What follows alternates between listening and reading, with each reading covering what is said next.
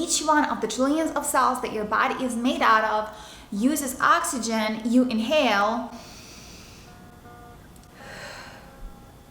to not only boost your metabolism, improve your digestion, impact the level of alkalinity and acidity in your body, but even dictate your food cravings. I can bet you didn't know that the amount of oxygen in your bloodstream highly influences not only your metabolism, but your cravings and hunger levels. So at this point, I hope I convinced you that your breath is a key component in getting nice and toned abs and a healthy body overall, and just be like health nut, you know what I mean?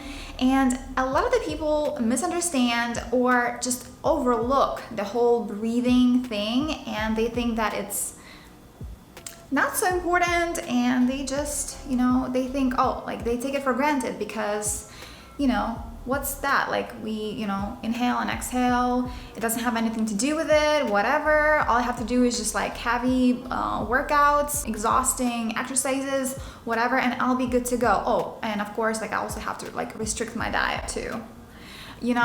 Nobody ever thinks about breath as like glue that makes everything work together, like your workouts, your nutrition, your sleep too, because it's so important. And snoring, people snore, that's a problem, and if you snore at night, you gotta find a way to fix it. But this video is not about that. Today I will be covering 3 biggest breathing mistakes or habits that probably, like, if you find that you're doing one of these 3 or all of them, you should actually look into working on it, because that might be the missing piece of like as to why you have not taken care of your body, and like why you don't have your abs, why you still have that belly fat, why you're still fat. I mean, I'm sorry to say that, and I don't mean to be rude. Okay, scratch that. Why you're not at your ideal body shape yet, if that's what you're struggling with.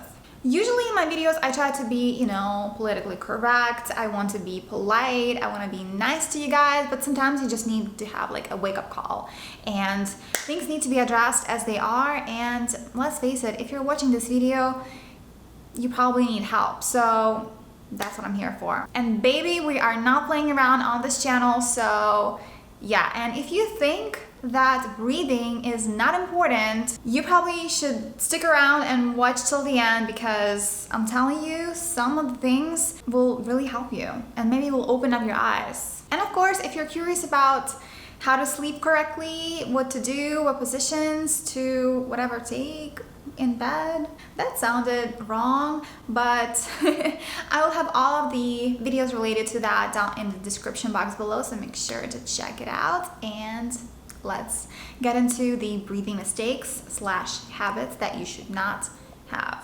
There is this book that is called The Oxygen Advantage, and according to the breathing coach, what's his name? So he is a breathing coach for Olympic athletes, and of course he's the author of this book. His name is Patrick McCune. I'm not sure if I'm pronouncing his name right, but what he found is that overweight individuals exhibit these 3 very distinct breathing habits, and they are as follows. Number 1, they chronically overbreathe, which means they take in bigger volumes of breath than necessary. Number 2, they mouth breathe instead of breathing through the nose. And number 3, they breathe from their chest instead of breathing by engaging the lower belly, aka the diaphragmatic breathing. So these 3 habits can really impact the oxygen levels in your body and throw everything else off, which means you will be not seeing results that you want. Not just from your workouts, but like from your nutrition and from everything else. Nothing will just be as you want it to be, if that makes sense. So let's start by overbreathing and how you can actually improve that and correct that. Overbreathing can create an imbalance of the oxygen-carbon dioxide exchange taking place inside you, which creates pH imbalances in your blood. The pH scale measures the level of acidity and alkalinity in your body. It's a scale that goes from 1 to 14, with 1 being the most acidic level and 14 the most alkaline. Good thing to remember is oxygen is alkaline, and when you inhale it, your blood pH levels rise. Carbon dioxide is acidic, and when you expel it during exhalation, your blood pH levels go down. Deep controlled breathing alkalines the body and neutralizes acidity by balancing blood pH levels. Your body is extremely intelligent and always striving for a balance point. When pH levels get either too high or too low, your body sets off reactions to bring the scales back to balance. Not breathing properly and especially overbreathing leads to low carbon dioxide levels. And when this happens, it can make you feel tired, lethargic, and fatigued. On the other hand, when you increase the acidity in your body by consuming highly acidic foods like processed foods, sugary foods, all that type of stuff, junk, your body automatically increases your breath rate to balance out the increase in acidity. The author of The Oxygen Advantage, Patrick, explains it like this. Overacidity of the blood may occur when we eat processed and acid-forming foods, leading to heavier breathing and symptoms of bloating, lethargy, and weight gain. Conversely, an individual who chronically overbreathes will expel too much carbon dioxide, increasing blood pH. So there's actually a relationship between overbreathing and weight gain, and it can be explained like this. Your body starts craving processed and acid-forming foods in an effort to normalize your blood pH. This brings us to a very important point. Correct breathing volume and a good diet work together to help keep your blood pH at a healthy balance. And now let's talk about mouth breathing and chest breathing. Chronically breathing through your mouth can lead to overbreathing and chest breathing, which you do not want to do.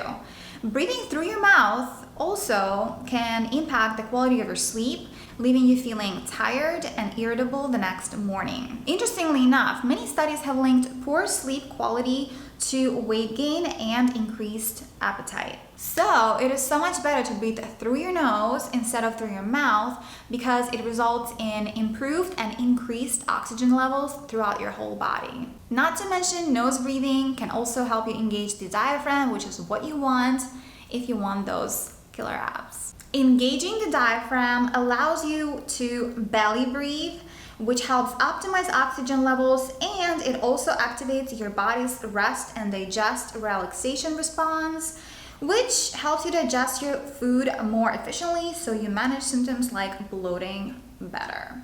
Alright you guys, I hope I was able to clarify and shine the light on such an overlooked component of a healthy and awesome looking body, which is breathing. And I know it sounds so simple and you probably never even thought that this was a thing or this was something that you needed to correct in order to get the best body that you can have, or your best body, or that can actually help you lose weight, get in shape, look your best, feel your best, because nobody thinks about breath in that kind of a fashion.